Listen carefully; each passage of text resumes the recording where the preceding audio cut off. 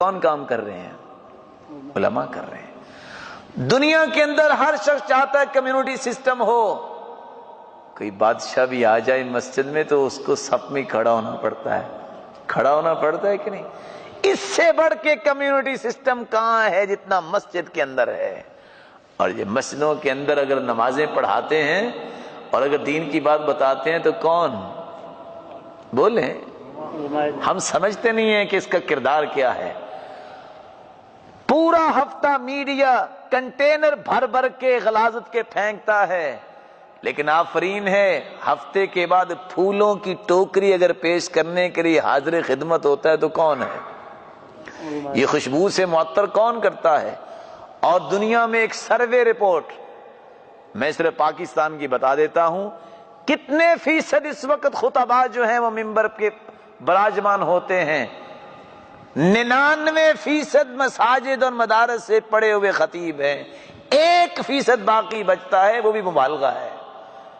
اس لیے دین کے اوپر گفتگو کرتے وقت، علماء پہ تان کرتے وقت یہ ضرور سوچنا چاہیے کہ ہم نے کیا کیا ہے۔ آج ہم زندہ ہیں دین کے نام پہ تو ان علماء کی محنتوں سے زندہ ہیں، ان مساجد اور ان مدارس کی محنتوں سے ہی آج ہمارا دین باقی ہے۔ دشمن کو اس سے زیادہ نفرت کیوں ہے؟ اس کو پتا ہے کہ یہی تو فیکٹریاں ہیں۔ کبھی کسی حکومت غیر مسلم نے کسی فیکٹری کو کہا کہ یہ بند کر دی جائے؟ کیوں جی بولے؟ آخر کمپٹیشن ہوتا ہے اور کہتے ہیں ہم بھی اگر بنا رہے ہیں ٹیکنالوجی تو یہ بھی ٹیکنالوجی بنا رہے ہیں، یہ بند ہونی چاہیے کیونکہ ہماری مارکیٹ جو ہے وہ عالمی منڈی میں ہمارا وقار مجروح ہوتا ہے۔ وہ کس کو بند کرنے کے پیچھے ہیں؟ مسجدوں کو۔ سبب کیا ہے؟ ان کو بھی پتا ہے کہ جب تک مسجدیں آباد ہیں دین ختم نہیں ہو سکتا۔ اور یاد رکھنا، کہنے والے نے یہ بات بھی صحیح کہی ہے کہ جب دشمن اسلام حربی طاقتوں میں ناکام ہو گیا تو اس نے فکری طاقت کو سامنے لا کے علماء کے خلاف بھڑکانا شروع کر دیا اور سمجھ گیا کہ اب کامیابی مل جائے گی، لوگوں کا اعتبار رہے گا نہیں، لوگ بات مانیں گے نہیں، لا محالہ طور پہ ہماری بات مانی جائے گی۔ اللہ مجھے اور آپ کو علماء کا احترام کرنے کی توفیق عطا فرمائے۔ وَالْإِنفَاقُ فِي الْإِقْتَارِ، صحیح بخاری کی روایت بتاتی ہے پورا ایمان جمع ہو جاتا ہے، حالات جیسے بھی ہوں، جب اللہ کے دین کی بات آ جائے، الانفاق فی الاقتار، مال زیادہ ہے یہ تھوڑا ہے، جب ہمت ہے تو اس کے دینے میں بخل نہ کرے۔ صحیح بخاری کھول کے پڑھیے۔ صحابہ کو اللہ کے رسول فرماتے ہیں، اللہ کے رسول فرماتے ہیں میرے صحابہ صدقہ کرو۔ کچھ صحابہ نے صدقہ کی، کچھ کہتے ہیں اللہ کے رسول تھوڑی سی اجازت مل جائے گی؟ کہا خیر کی اجازت، ہمیں جانے کی اجازت دی جائے۔ بازار گئے، کلی بنے، اپنے کمر پہ بوجھ اٹھائے، جو چند درم و دینار میرے لا کے صدقہ کر دیا۔ اور ساتھ صحابی کہتے ہیں آج ہمارے پاس حالت یہ ہے کہ 100 لاکھ دینار ہے اور ہم صدقہ نہیں کرتے۔ یہ صحیح بخاری کی روایت ہے۔ اتفاق سے ملک بھی اس میں بیٹھے جس میں دینار کا ہی رواج ہے۔ رسول اللہ صلی اللہ علیہ وسلم نے یہ بات صحابہ کو سمجھائی تھی۔ اور تیسری بات، بذل السلام للعالم والانفاق فی الاقتار۔ رسول اللہ صلی اللہ علیہ وسلم نے دوسری بات سمجھائی ہے کہ علماء کے احترام کے ساتھ دینی مسئلے میں رجوع علماء کی طرف کیا جائے۔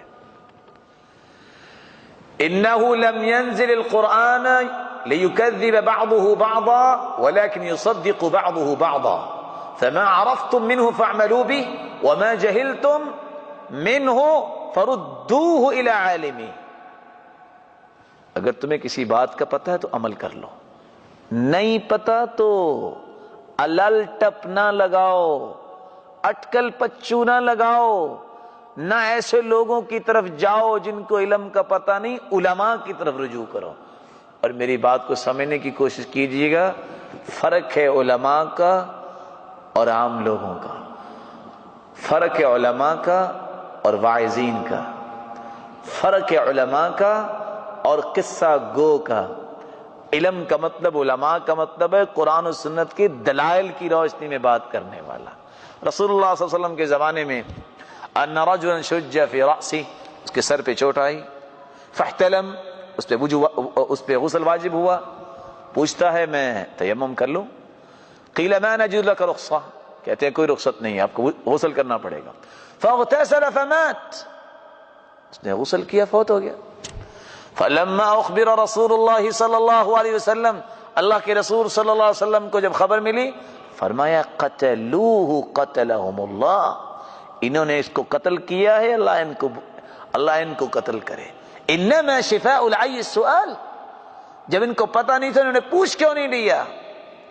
جب اسلام نے اس بات کی اجازت دی ہے کہ موت کا اگر ڈر ہے تم تیمم کر سکتے ہو، انما یکفیہ ان یفعل ھکذا، اس کے لیے اتنا ہی کافی تھا تیمم کر کے نماز پڑھ لیتا۔ انہوں نے غلط فتویٰ دے کے ان کو قتل کیا ہے۔ جب کسی مسئلے کا پتہ نہ ہو تو علماء سے رجوع کیا جائے، اور تیسری بات، جب علماء سے رجوع کیا جائے تو پھر اپنی عقل کے گھوڑے نہ دوڑائے جائیں، جھگڑے تک نہ جایا جائے۔ جو بات قرآن کی عالم بیان کر دے، جو حدیث پیش کر دے، اس کے آگے کوئی گفتگو نہیں ہونی چاہیے۔ اس لیے المراء فی العلم یقسی القلب ویورث الضغن، دل پتھر ہوتے ہی اس وقت ہیں جب علمی جھگڑے ہوتے ہیں، اور قدغنے اور بغض و عداوت پیدا ہی اس وقت ہوتی ہے جب انسان اس بات میں جھگڑے پہ اتر آتا ہے۔ قرآن آیا ہے، ٹھیک ہے جی، حدیث کی بات آ گئی ہے، ٹھیک ہے، اگر قرآن و حدیث پیش نہیں کی پیش کرنے والے نے، اس سے ہمبلی ریکویسٹ کر دی جائے قرآن و سنت کی روشنی میں مجھے مسئلہ بتا دیجئے، نہیں بتا سکتا خاموش ہو جائے، جھگڑے کی طرف نہیں جانا۔ چوتھی بات، علماء سے بغض نہ رکھا جائے۔ عمر بن عبدالعزیز رحمت اللہ علیہ کو 2 سال اللہ نے موقع دیا حکومت کرنے کا، 99 میں وہ بادشاہ بنے، 101 میں دنیا سے چلے گئے اور پوری دنیا میں عدل قائم کر گئے تھے۔ اور پتہ کیوں کیا تھا؟ کبھی کسی نے راز نہیں بتایا۔ آج ہر شخص کرسی کے چکر میں پھرتا نظر آتا ہے کہ میں کسی طرح کرسی پہ بیٹھ جاؤں۔ یہ وہ عمر بن عبدالعزیز ہے جن کو بادشاہ بنایا گیا، منہ لپیٹا ہوا ہے اور روتے نظر آئے ہیں۔ پوچھنے والے نے پوچھا بادشاہ بن کے رو رہے ہو؟ کہا تمہیں کیا پتا ہے، دجلہ کے کنارے پہ اگر کوئی بھوکا مر گیا تو عمر بن عبدالعزیز کو قیامت کو کھڑا کر دیا جائے گا، تم یہ چھوٹی ذمہ داری سمجھتے ہو؟ جب انہوں نے بادشاہی سنبھالی تو سب سے پہلا کام یہ کیا تھا، بھائیو پھر سنو، تاریخ کی ورق گردانی کرو، علماء کو اکٹھا کیا تھا، کہا 7 علماء مجھے دے دو۔ ان 7 علماء جو چوٹی کے علماء تھے ان کو بٹھا لیا، کہا میں چاہتا تو نہیں کہ میں بادشاہ بنوں، لیکن تم نے میرے اوپر ذمہ داری ڈال دی ہے، اب میں بادشاہی کیسے کروں گا؟ 7 علماء سے مخاطب ہو کے کہہ رہے ہیں ہم روزانہ بیٹھا کریں گے، دین کی روشنی میں حکومت کریں گے، میری مجلس میں بیٹھ کر کوئی شخص غیبت نہیں کرے گا۔ پابندی دیکھیے، آپ علماء ہیں لیکن میں گزارش کرتا ہوں کہ میری مجلس میں بیٹھ کے کوئی غیبت نہیں کرے گا، ایک بات۔ دوسری بات، کوئی کسی کی بات کو برا محسوس نہیں کرے گا، اس کا صحیح معنی سمجھے گا۔